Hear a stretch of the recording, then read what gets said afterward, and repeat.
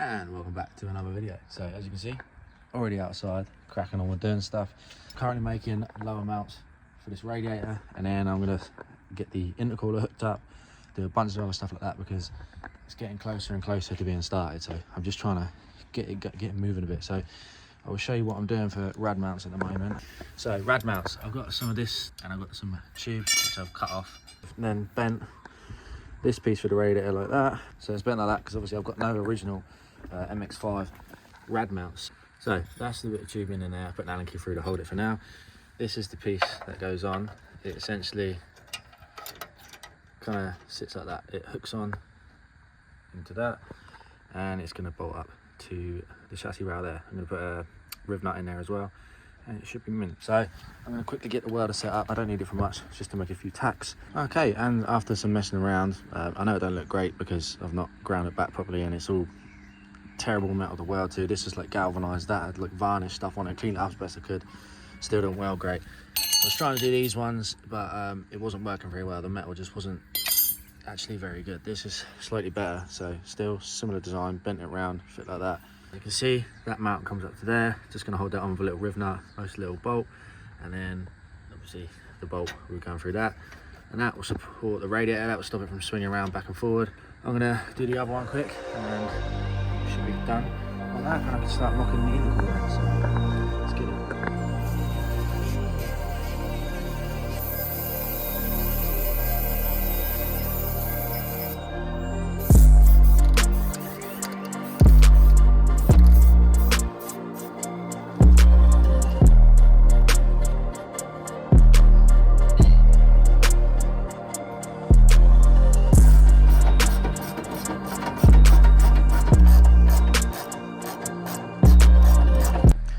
And we are fully mounted in. As you can see, it is now solid. I think they came out pretty well considering. Let's move on to getting the intercooler in and doing the fun stuff. As you can see, I put the elbow on there just for the sake of it. I want to start mocking stuff up in place because once the intercooler pipe is done, I'll start working out a couple of other things and be on the road to getting this thing started up. So let's get this intercooler out and show you what we're working with.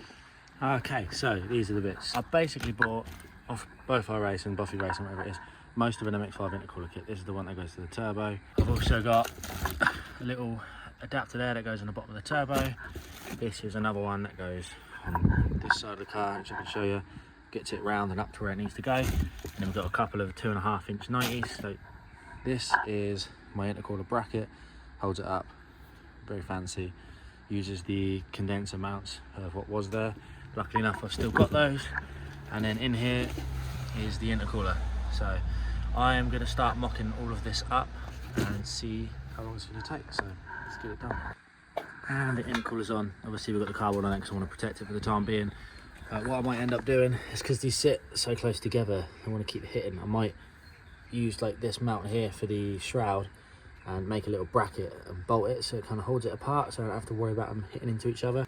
I think that's probably going to be the best way to go to stop this from wobbling around too much. So I'm going to go ahead now and see what the intercooler piping route should look like and we'll go from there. And the intercooler piping is on. It's starting to get a bit dark. It's not all fully plumbed in properly yet. As you can see, it runs under here. I have checked and the wheel, if I can get it to tap, it won't actually hit even when it's like towed in more, so I'm not too concerned about any of that. I guess people have run the kits with luck, but again, not too much of an issue. Same on the other side, but this side's all hooked up where it needs to be. Runs a little bit close to the pulley, but once everything's tight it does pull away and it sits at a decent angle. This is the one that I'm having problems with. So this is the one down here that I've got to get to work. So that's obviously supposed to be on the turbo, and it actually, the angle it comes up at is about there. So it's relatively close to being connected to the actual turbo. I just got to do a little bit of work, maybe just pop that little piece on there and just do like an extension and we should be good. Obviously this one comes round and when it's actually up it sits like that, doesn't actually hit anything because obviously it is all designed around an MX5 anyway, so we're good there. But we are starting to make some progress, so that's probably going to be it for this one. I've got to buy a couple of adapters. I still need to make a plate that covers that up because that hole is gaping, and then yeah, I'll probably just make a little plate that goes over the top and a couple of riv nuts and, you know, some like silicone or something to seal that up good. But we are getting somewhere now, so intercooler piping is nearly done. I have actually managed to get a straight thermostat housing. It'll be here by the end of the month, so I can actually run, rather than it running to that, it will run like this. I can do like an S-bend, so we'll be good there. So not that much longer to go, and we'll be good. So engine bay is looking a bit more full now, so yeah, we're looking sick. So it's another day. It started raining. I was going to do more in the car tonight, but I needed a couple of little extra bits to make the intercooler piping work. I have ordered that. That should all be coming tomorrow, so I can carry on with that tomorrow.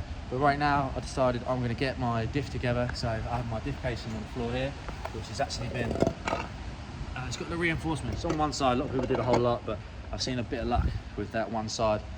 And obviously shafts are there, they just took them out of the car for the reason. But we actually welded up my diff the other day, so now the diff is all welded up. I took the liberty of knocking out a couple little bits of the weld, because no matter what you do, we use like sort of anti-spatter and stuff, you get a little bit where the shafts go. So I've knocked some of that out. I'm actually just going to get a little wire brush in there, and we're just going to clean the other bits up.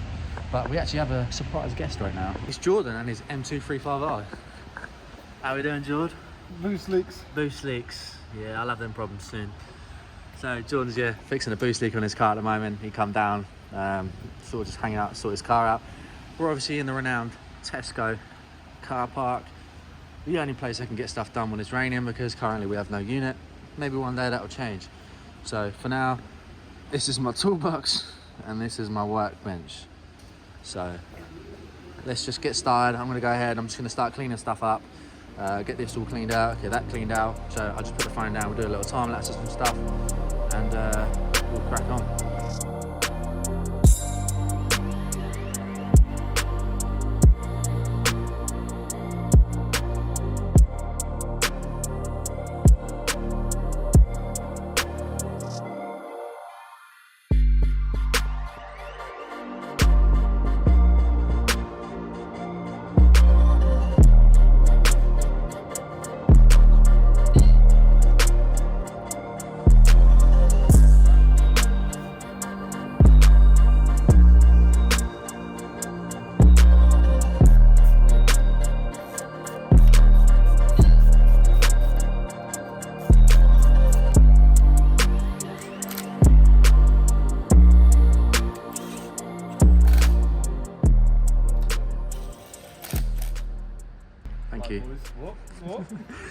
Anyway, so that's the diff now sealed up. Obviously we have minimal sealant hanging on the sides, which means I did a good enough job to get it all in the right kind of spot. Okay, there's a lot, but this is now sealed up. We now have a welded diff, so both are spinning, which is good. And then I actually used the proper gasket stuff. This is like 4 gearbox stuff. Kind of got a little bit messy with it. That is expensive stuff as well, but we're done, we're in. Diff is welded. Diff is now mounted back up with new shaft seals, so I can go ahead, get this mounted back in the car as soon as we're ready. So I am actually using the standard diff bushings because I've got some void fillers basically.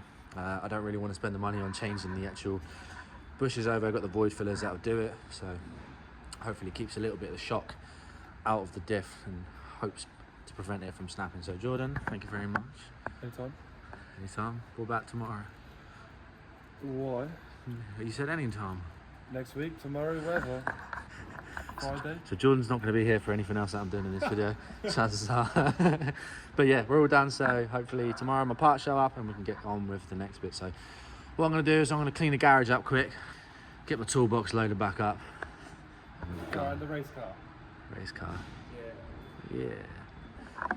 So in case you don't know, this is Jordan's M235i with quite a lot of extensive work done to it. This little sticker gives a little reveal. Quick, give us a quick rundown for the people. Okay, there's quite a lot. Hybrid turbos, pure 750s. Yeah. You've got door stage 2.5 high pressure fuel pump. Yeah. Like intercooler, the charge pipes. There's a 3.5 by match sensor in there. Obviously coilovers wise, some Bilstein B16s. Yeah. Quafe limit slip diff. Cool. What else? The baffle sump. Obviously they have oil starvation issues, especially if you drift them and shit like track use. Yeah, they seize engines. A bit like the CA then. Yeah, we'll see about that. Oh, okay. I think that's about it. That's M5 injectors as well. M5 injectors. So basically, it's got a full spec list, and the car makes about 550 brake. So maybe what am I stood on? Dynoed results as well. 550 brake. So, you know, one of my cars done and Jordan's done. We'll have a little play around. It'll be interesting to see the 60 to 120 times. Yeah. Yeah. Just because of the weight, but overall, this car is really fast. Like, this is good. quick. Like, you get any wet weather, it's just awful. It's not gonna just spin up. Like, we had that R8 and I was just spinning.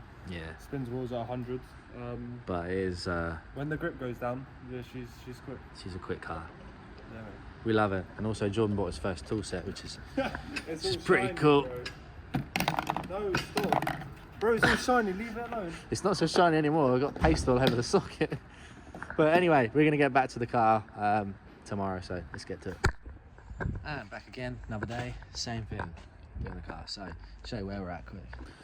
So obviously you've seen all the intercooler piping laid out now, intercooler's in place, and I've just bought a couple of little bits and I've made a little joiner there, which actually makes the whole lot connect up now. So we've got intercooler piping all of there, comes out to where it needs to go, sits out the way of the arm, sits a little bit closer to the mount down here, but it's not going to actually move anywhere, so I'm quite happy with the location of that.